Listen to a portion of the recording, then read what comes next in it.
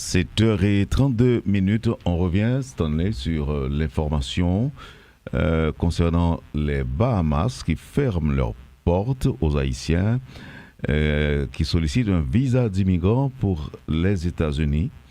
Et ceci malgré la désignation de Nassau aux Bahamas par Washington comme poste consulaire pour Haïti. Donc le gouvernement bahaméen refuse l'entrée des demandeurs haïtiens sur son territoire. Et qu'est-ce qu'on peut retenir, Stanley? Oui, Qu'est-ce qu'on doit savoir? il faut ajouter que selon le journal de Nassau Guardian, le gouvernement des Bahamas a annoncé qu'aucun ressortissant haïtien ne sera autorisé à entrer sur son territoire dans le cadre du traitement des visas d'immigrants pour les États-Unis.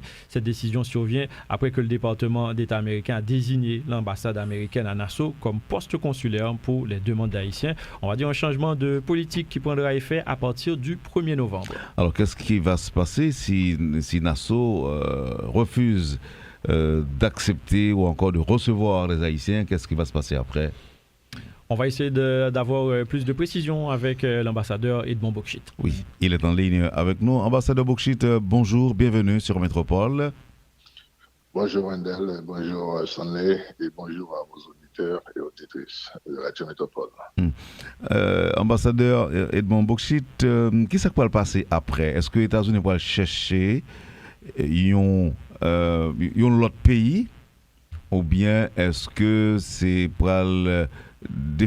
c'est toute porte qui va définitivement fermer pour les Haïtiens si tout pays refusé demande désignation Washington, qui ça pourra le passer?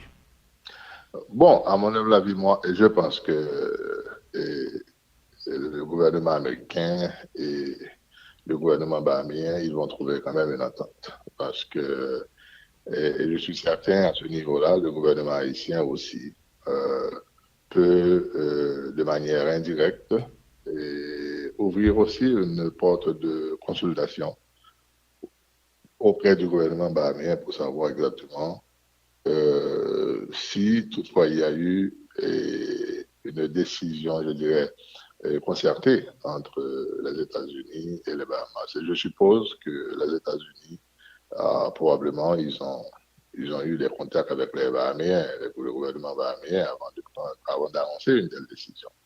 Dans le cas contraire, j'ai l'impression que le gouvernement bahaméen, sans qu'il n'a été pas consulté en ce sens, et par contre, il ne souhaite pas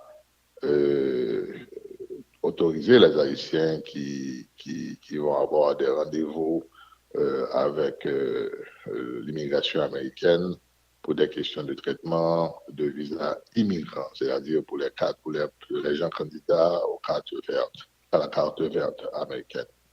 Mais je suppose que normalement le territoire, l'espace américain qui est à Nassau, c'est-à-dire son consulat, son ambassade, généralement ça se fait dans plusieurs pays. Il y a des gens qui ont des dossiers qui ne souhaitent pas que les dossiers soient traités là où ils sont, pour des raisons diverses. Et l'immigration, l'USCIS, leur donne la possibilité de transférer ces dossiers, de faire une demande de transfert de ces dossiers dans un pays tiers. Donc il y a précédent, vous voulez dire? Certainement, il y a précédent. Il y a beaucoup d'autres pays où il y a des immigrants haïtiens qui ont transféré leurs dossiers dans d'autres pays et à partir des raisons, ou du moins des arguments avancés. Mais là, moi-même, je me demande, je suis certain qu'il y aura une négociation, ou du moins une entente. Et parce que on se demanderait pourquoi les Bahaméens, ce que j'ai pu lire, il semble que les Bahaméens considèrent, du moins ils se sont référés à la décision du gouvernement américain de déclarer des organisations en Haïti comme des organisations terroristes. Par contre, les Américains ne veulent pas, ou du moins ont décidé de suspendre l'entrée, ou du moins l'émission des visas B1, B2, des visas touristes à des citoyens haïtiens. Par contre, pour les Bahamas, ils pensent que ce serait aussi pour eux une menace de leur sécurité nationale. Et mais ce qui me paraît un petit peu bizarre, c'est que le gouvernement bahaméen n'a pas fermé les portes pour tous les Haïtiens. Euh, et ils ont dit qu'ils ne vont pas autoriser des gens qui vont venir pour ces rendez-vous d'interview à l'ambassade américaine ou du moins au consulat américain à Nassau. Ils ne vont pas donner l'autorisation à ces gens. C'est-à-dire c'est une catégorie bien spécifique. Et dans ce cas de figure que vous évoquez là, et ambassadeur Wokshit, quelle devrait être l'attitude ou bien les actions du gouvernement haïtien pour protéger, on va dire, les intérêts des Haïtiens qui souhaiteraient entrer aux États-Unis par cette voie? Est-ce pourquoi que je vous dis que ça aurait été mieux pour le gouvernement haïtien d'avoir une certaine consultation avec le gouvernement bahaméen, parce que n'oubliez pas, Haïti fait partie de la CARICOM et les Bahamas aussi. Et l'intérêt, ou du moins l'intérêt qu'il y a eu dans le temps, quand on avait ratifié le traité de Chaguamas, et qui stipule dans son article 24, qui parle de la libre circulation des personnes, des professionnels, etc., et des citoyens de la CARICOM dans la région, dans l'espace caribéen, dans l'espace CARICOM. Et maintenant, il y a certains gouvernements, et dans le cadre d'une politique étrangère, ou du moins d'une politique de sécurité nationale, certains gouvernements décident, ou du moins sont décidés, pour que les Haïtiens, et en ce qui a trait à l'article 24, la libre circulation des personnes, il y a une certaine exception. Et tous les Haïtiens ne sont pas qualifiés pour bénéficier de cet article 24. Mais je pense que dans ce sens, le gouvernement pourrait demander à notre ambassade à Nassau d'entamer une consultation pour voir comment. Et on pourrait avoir une certaine considération parce que c'est une catégorie très spécifique et c'est une catégorie qui je dirais, qui n'a pas beaucoup de gens, du moins qu'il y a peu de gens qui vont avoir je dirais cette interview, le rendez-vous pour avoir une interview avec le consulat américain pour une procédure de carte verte, c'est-à-dire pour immigrer aux États-Unis. C'est pourquoi je pense que non seulement le gouvernement haïtien pourrait avoir une consultation avec les Bahaméens pour savoir quelle est exactement la raison de cette décision, mais je pense, à mon humble avis, le gouvernement américain va aussi discuter avec les Bahaméens en vue de faciliter cette procédure pour les Haïtiens. Dans le cas contraire, je pense que probablement, je comprends la décision du gouvernement américain de protéger ses ressortissants, de protéger ses diplomates. Port-au-Prince ne leur convient pas. Mais quand même, pourquoi pas explorer, je pense que le gouvernement américain pourrait explorer le canal du Cap-Haïtien, c'est-à-dire la ville du Cap-Haïtien, qui est ouvert, qui a un aéroport international qui fonctionne, qui a un aéroport domestique. Probablement, il pourrait considérer avoir un bureau au Cap-Haïtien. Là, ces interviews pourraient être faites. C'est quand même une suggestion. Mais je suis certain qu'ils trouveront au moins une solution avec le gouvernement bahaméen. Et j'encouragerai le gouvernement haïtien de consulter les Bahaméens en ce sens. Alors, mis à part Nassau, aux Bahamas, est-ce qu'il n'y a pas moyen pour les Haïtiens, les ressortissants haïtiens, de demander visa dans un autre poste consulaire ailleurs dans les Caraïbes? Bien sûr. Et je crois qu'il y a eu une décision du département d'État, ou du moins ce qui a été informé par l'ambassade américaine à Port-au-Prince, que les Haïtiens qui souhaiteraient faire une demande de renouvellement de visa dans un autre pays quelconque sont autorisés à le faire, dans la mesure où ces Haïtiens peuvent faire l'interview dans la langue de ce pays. C'est-à-dire, si vous souhaitez aller à Barbade, à Barbados, à Bridgetown, à Barbade, le citoyen haïtien doit pouvoir passer l'interview avec le consul américain ou bien l'officier consulaire américain dans la langue de la Barbade, c'est-à-dire en anglais. Si vous souhaitez vous rendre à Santo Domingo, vous devez pouvoir quand même parler l'espagnol pour faire l'interview avec l'officier consulaire américain en espagnol. Il y a eu, je crois, on avait offert pas mal de possibilités Et je sais qu'il y a des gens qui ont été au Mexique, il y a des gens qui ont été à Santo Domingo, il y a des gens qui ont été à la Barbade. Mais ce sont des gens qui allaient renouveler leur visa. Et il y a eu pas mal de cas en ce sens dans les 2 dernières années. Et c'est pas quand même un précédent nouveau. Alors, merci, ambassadeur Boukchit, parce que vous répondez de mode non matin et puis passons bonne journée avec nous sur Métropole. Ça a été un plaisir et espérons qu'on pourra trouver une solution, une sortie à ces ressortissants haïtiens qui souhaitent quand même répondre à un rendez-vous de l'immigration américaine pour leur carte verte. Merci encore une fois, ambassadeur Edmond Boukchit. À bientôt. À bientôt. 7h32, on revient, Stanley, sur l'information concernant les Bahamas qui ferment leurs portes aux Haïtiens qui sollicitent un visa d'immigrant pour les États-Unis. Et ceci malgré la désignation de Nassau aux Bahamas par Washington comme poste consulaire pour Haïti. Donc le gouvernement bahaméen refuse l'entrée des demandeurs haïtiens sur son territoire. Et qu'est-ce qu'on peut retenir, Stanley? Oui, qu'est-ce qu'on doit savoir? Il faut ajouter que selon le journal de Nassau Guardian, le gouvernement des Bahamas a annoncé qu'aucun ressortissant haïtien ne sera autorisé à entrer sur son territoire dans le cadre du traitement des visas d'immigrants pour les États-Unis. Cette décision survient après que le département d'État américain a désigné l'ambassade américaine à Nassau comme poste consulaire pour les demandes d'Haïtiens. On va dire un changement de politique qui prendra effet à partir du 1er novembre. Alors, qu'est-ce qui va se passer si Nassau refuse d'accepter ou encore de recevoir les Haïtiens? Qu'est-ce qui va se passer après? On va essayer d'avoir plus de précisions avec l'ambassadeur Edmond Boukchit. Oui, il est en ligne avec nous. Ambassadeur Boukchit, bonjour, bienvenue sur Métropole. Bonjour Wendell, bonjour Stanley et bonjour à vos auditeurs et auditrices de Radio Métropole. Ambassadeur Edmond Boukchit, qui s'est quoi le passer après? Est-ce que les États-Unis vont chercher l'autre pays ou bien est-ce que c'est pour c'est toute porte qui parle définitivement fermée pour les Haïtiens si tout pays refusé demande désignation Washington qui ça pourra le passer?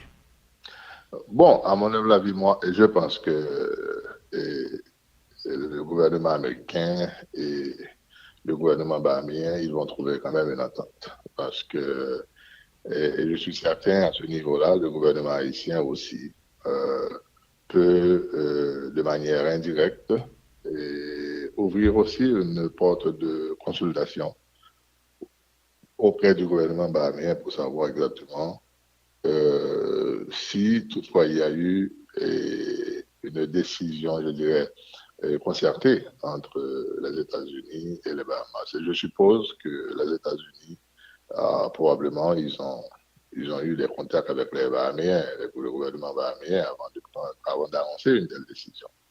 Dans le cas contraire, j'ai l'impression que le gouvernement bahaméen, sans qu'il n'a été pas consulté en ce sens, et par contre, il ne souhaite pas autoriser les Haïtiens qui vont avoir des rendez-vous avec l'immigration américaine pour des questions de traitement de visa immigrants, c'est-à-dire pour les gens candidats à la carte verte américaine. Mais je suppose que normalement le territoire, l'espace américain qui est à Nassau, c'est-à-dire son consulat, son ambassade, généralement ça se fait dans plusieurs pays. Il y a des gens qui ont des dossiers qui ne souhaitent pas que les dossiers soient traités là où ils sont, pour des raisons diverses. Et l'immigration, l'USCIS leur donne la possibilité de transférer ces dossiers, de faire une demande de transfert de ces dossiers dans un pays tiers. Donc il y a précédent, vous voulez dire? Certainement, il y a précédent. Il y a beaucoup d'autres pays où il y a des immigrants haïtiens qui ont transféré leurs dossiers dans d'autres pays et à partir des raisons, ou du moins des arguments avancés. Mais là, moi-même, je me demande, je suis certain qu'il y aura une négociation, ou du moins une entente. Et parce que on se demanderait pourquoi les Bahaméens, ce que j'ai pu lire, il semble que les Bahaméens considèrent, du moins ils se sont référés à la décision du gouvernement américain de déclarer des organisations en Haïti comme des organisations terroristes. Par contre, les Américains ne veulent pas, ou du moins ont décidé de suspendre l'entrée, ou du moins l'émission des visas B1, B2, des visas touristes à des citoyens haïtiens. Par contre, pour les Bahamas, ils pensent que ce serait aussi pour eux une menace de leur sécurité nationale. Mais ce qui me paraît un petit peu bizarre, c'est que le gouvernement bahaméen n'a pas fermé les portes pour tous les Haïtiens. Et ils ont dit qu'ils ne vont pas autoriser des gens qui vont venir pour ces rendez-vous d'interview à l'ambassade américaine ou du moins au consulat américain à Nassau. Ils ne vont pas donner l'autorisation à ces gens. C'est-à-dire c'est une catégorie bien spécifique. Et dans ce cas de figure que vous évoquez là, ambassadeur Boukchit, quelle devrait être l'attitude ou bien les actions du gouvernement haïtien pour protéger, on va dire, les intérêts des Haïtiens qui souhaiteraient entrer aux États-Unis par cette voie? Est-ce pourquoi que je vous dis que ça aurait été mieux pour le gouvernement haïtien d'avoir une certaine consultation avec le gouvernement bahaméen, parce que n'oubliez pas, Haïti fait partie de la CARICOM et les Bahamas aussi. Et l'intérêt, ou du moins l'intérêt qu'il y a eu dans le temps, quand on avait ratifié le traité de Chaguamas, et qui stipule dans son article 24, qui parle de la libre circulation des personnes, des professionnels, etc., et des citoyens de la CARICOM dans la région, dans l'espace caribéen, dans l'espace CARICOM. Et maintenant, il y a certains gouvernements, dans le cadre d'une politique étrangère, ou du moins d'une politique de sécurité nationale, certains gouvernements décident, ou du moins sont décidés, pour que les Haïtiens, en ce qui a trait à l'article 24, la libre circulation des personnes, il y a une certaine exception. Et tous les Haïtiens ne sont pas qualifiés pour bénéficier de cet article 24. Mais je pense que, dans ce sens, le gouvernement pourrait demander à notre ambassade à Nassau d'entamer une consultation pour voir comment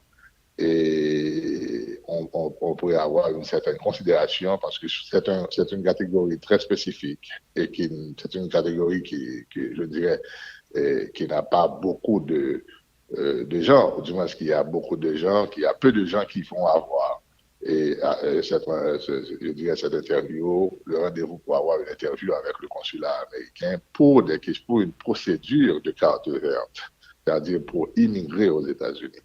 C'est pourquoi je pense que non seulement le gouvernement haïtien pourrait avoir une consultation avec les Bahaméens pour savoir quelle est exactement la raison de cette décision, mais je pense, à mon humble avis, le gouvernement américain va aussi discuter avec les Bahaméens en vue de faciliter cette procédure pour les Haïtiens.